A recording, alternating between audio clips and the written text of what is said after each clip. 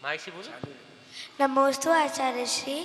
आचार्य श्री, पहले अवधि ज्ञान मुनिराज को होता था, ऐसा क्यों होता था और अभी क्यों नहीं होता? देखिए, पहले अवधि ज्ञान इसलिए होता था कि उनकी तपस्या ज़्यादा थी और उनको रिद्धि सिद्धि होती थी। उनका शरीर भी वज्र वृषभ नाराज सैनन का होता था। आज हीन सैनन है, माने जो हमारी हड्डी है वो वज्र हीरे जैसी होती थी। जैसे हनुमान जी ऊपर विमान से गिर गए नीचे जमीन पे तो शिला चूर चूर हो गई, लेकिन हनुमान को कुछ भी नहीं हुआ क्योंकि उनकी हड्डी वज्र की थी, इसलिए उनको वज्रांग बलि बोलते थे। इसी प्रकार मुनियों की भी पहले ऐसी हड्डी होती थी तो वो उस रिद्धि को जल्दी प्राप्त कर लेते थे। आज भी होता है, ऐसा नहीं। हर 500 वर्ष में एक मुनि महाराज को कम से कम अवधि ज्ञान होता है। जब कल की और उपकल की का काल आता है वो उनको भी इतना भान नहीं होता, लेकिन वो जो कह देते हैं वो फिर वैसी घटनाएं होती। वो कह देंगे भैया बस अब मुनि बनने लायक अब स्थान नहीं है, अब ज़्यादा आप मत करिए, मेरे ज्ञान में आ चुका है, आप लोग अब वहाँ मत जाइए, ऐसा मत करिए वैसा मत करिए। जैसे हम एक उदाहरण दे दें, आचार्य गुरुवर विद्यासागर जी महाराज के आशीर्वाद से दृढ़मती माता जी वगैरह गिरनार की यात्रा में जा रही थी, तो आचार्य श्री ने कहा, बागी द्वारा से वो बिहार करके गई थी, तो उन्होंने कहा अभी तुम वहाँ नहीं जाओगे, जनवरी के बाद ही बिहार करोगे, उसके पहले आप अहमदाबाद में रुक जाओ, अभी तुम गिरनार की यात्रा के लिए 1 महीना स्थगित कर दो।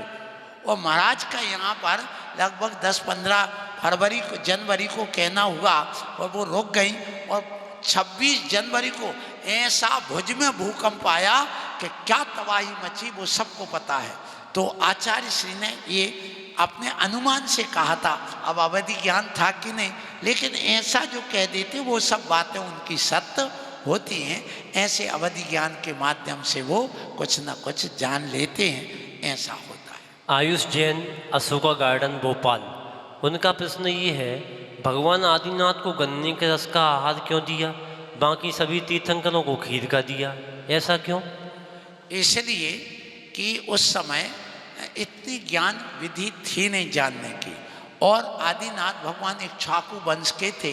इक्ष्वाकु के रस का ही उन्होंने जो खेती कराई थी इक्ष्वाकु की, और उस समय हसनापुर में आज भी गन्ने ज़्यादा होते हैं, उस समय ही ये खेती गन्ने की विशेष होती थी, और वह रस सहज ही सुलभ था। तो जो चीज़ सुलभ होती है, शुद्ध होती है, वो ग्रहण करने लगते। शांति सागर जी महाराज को आपको पता हो कि वो पहले दक्षिण से आए तो वहाँ आटे वाटे की मर्यादा नहीं जानते थे लोग, तो वो क्या करते थे कि सबसे अच्छा दूध और चावल उबाल दो, सो उसमें आप रासुक का मर्यादा का कोई सवाल है ही नहीं, तो वो खीर ही खीर खाते थे उस समय। क्यों खाते थे?